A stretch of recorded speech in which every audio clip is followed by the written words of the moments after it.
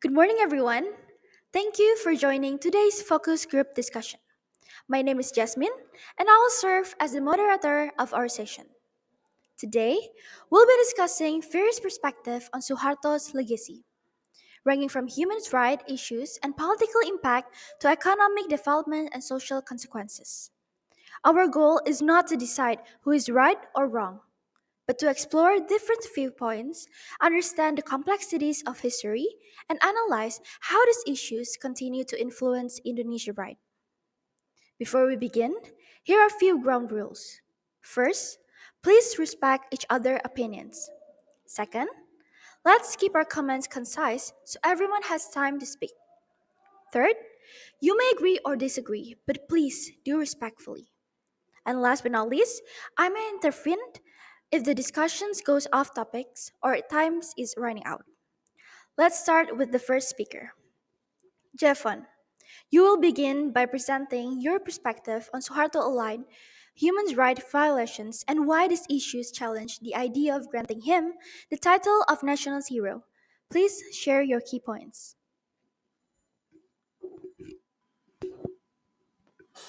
Okay, first, I want to thank you for letting me and give me this opportunity in this place so I can state my opinion in this topic today.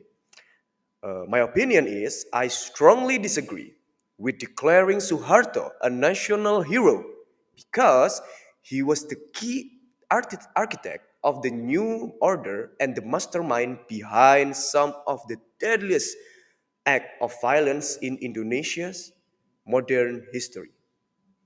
Suharto rise power in 1965 until 1966 was built on mass killing that took the life of 500,000 to 1 million, most of them civilians, accused of being communists or simply labeled as political enemies.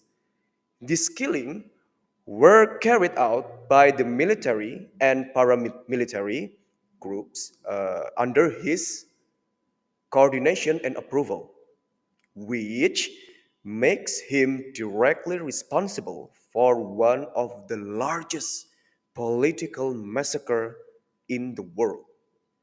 Throughout the new order, Suharto also oversaw military operation in East Timor, Aceh, and Papua, leading to extrajudicial killing, disappearance, and widespread terror. These were not isolated events, but systematic violence enabled by his authoritarian regime. Given this record, Suharto cannot be separated from the bloodshed that cemented his power. Calling him a national hero would mean legitimizing decades of state organized violence and ignore the suffering of hundreds of thousands of victims. That's my opinion.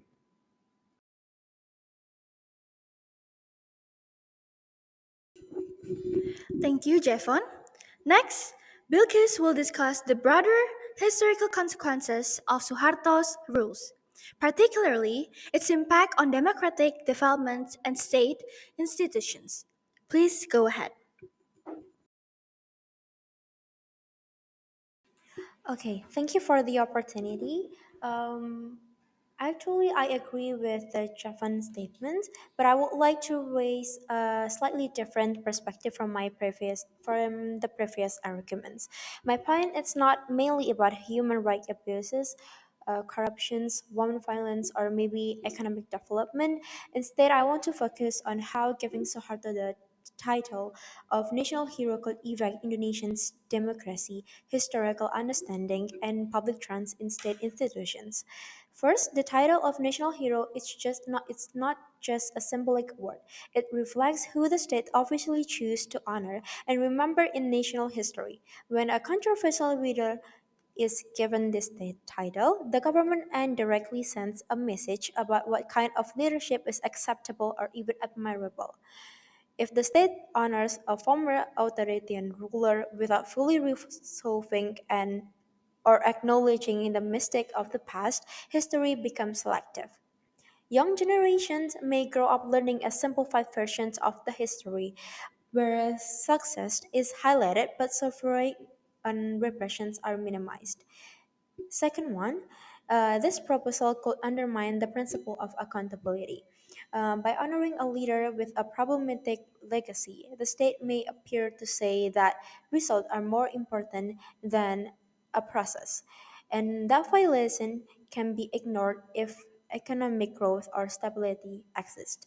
And third, these decisions risk damaging public trust in government institutions. As we know, Indonesia has committed to democratic values and human rights reforms after the New Order era. However, honoring Soeharto as a national hero creates a contradictions between those values and state actions. This inconsistency can make citizens, especially young people like us, feel disconnected and skeptical toward the government.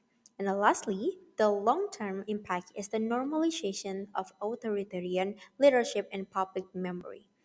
So, the conclusion of all the debate over Suharto national hero status is not only about the past, but about Indonesia's future. And I think that's all for me. Thank you. Thank you, Bilkis. Now, Yang will present a perspective on Suharto achievement in economic development, even though you personally may not agree with them. Yang, the floor is yours. Thank you for the opportunity. Actually, I agree with Javon and Bilki's statement, but I would like to give some different perspective. During Suharto reign, Indonesia did experience fairly high economic growth. Some of literature, such as Booth at 1998 and Hill 1999, note that at its peak, Indonesian economic growth reached around 7%. The New Order era was also synonymous with political stability, inflation control, infrastructure development, the Green Revolution, and increased access to basic education.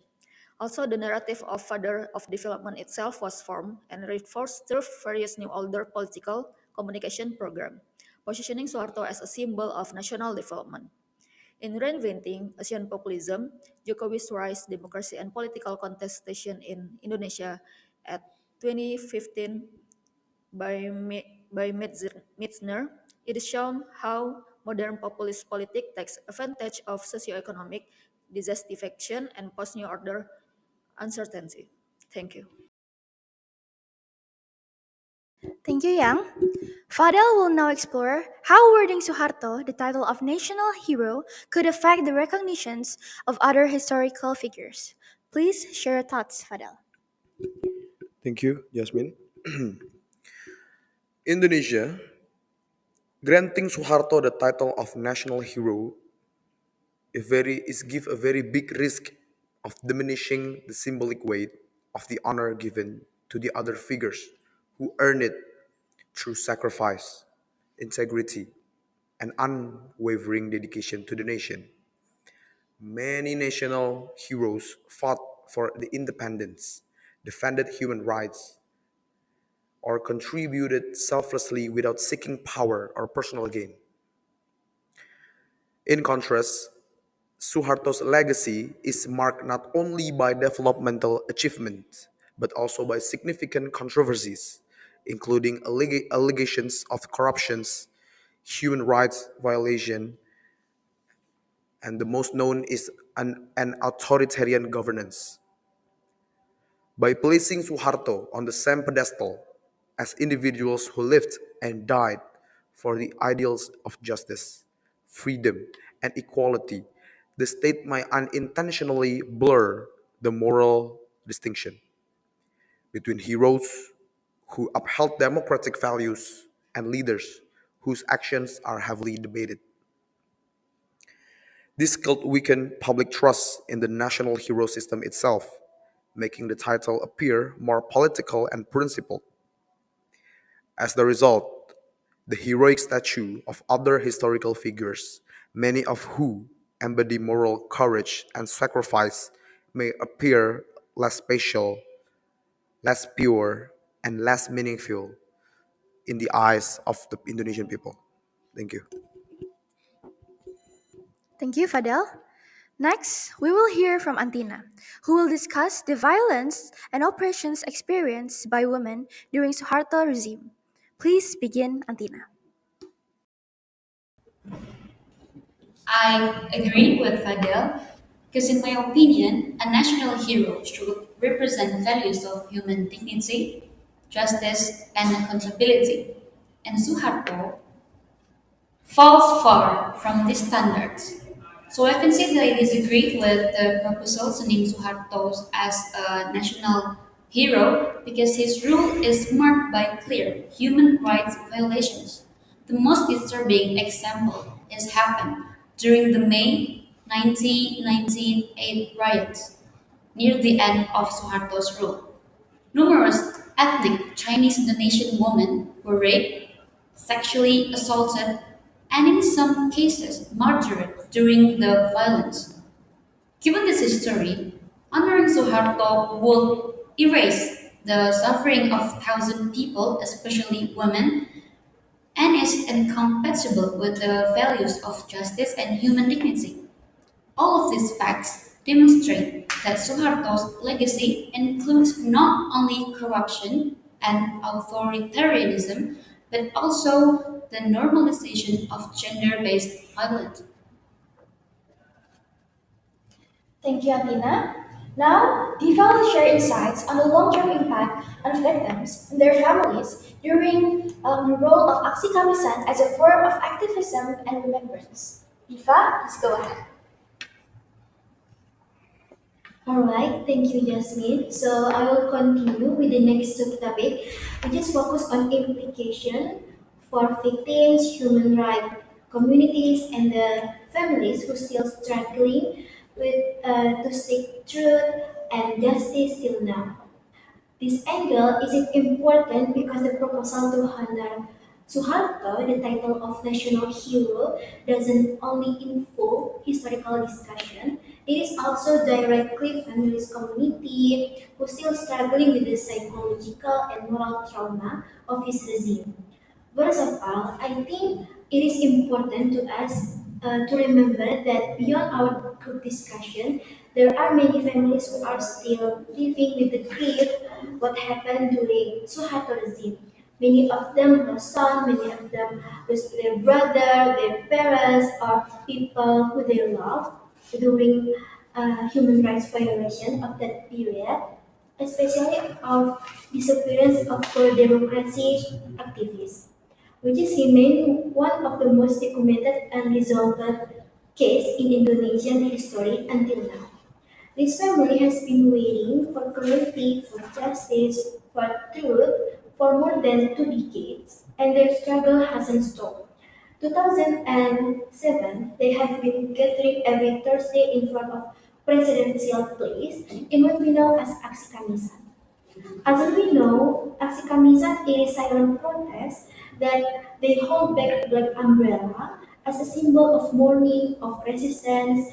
The fact that aksi kamisan has continued for 18 years and shows that one life by that era still far away from that hill.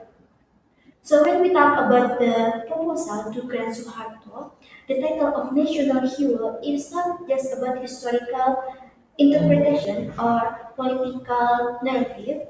For these victim families and communities, this topic has direct emotional and ethical weight. It is raised question about whether the pain is being acknowledged, whether justice has been served, or whether the state is sending a message that their tragedy can be overlooked in favor for more convenient story. So ethically, is it possible to a government honor someone while many victims have not been officially recognized? Thank you. Thank you, Diva. Last but not least, our final speaker will be Shita, who will address the practice of corruptions, collusions, and nepotisms that occurred during the new order. Shita, the floor is yours. As you know, When Suharto is a president, practices of corruption, collusion, and nepotism played a major role in keeping his government stable and firmly controlled. Because authority was highly centralized, corruption worked not only on an individual level, but as a structured system that reached from the central government down to the regions.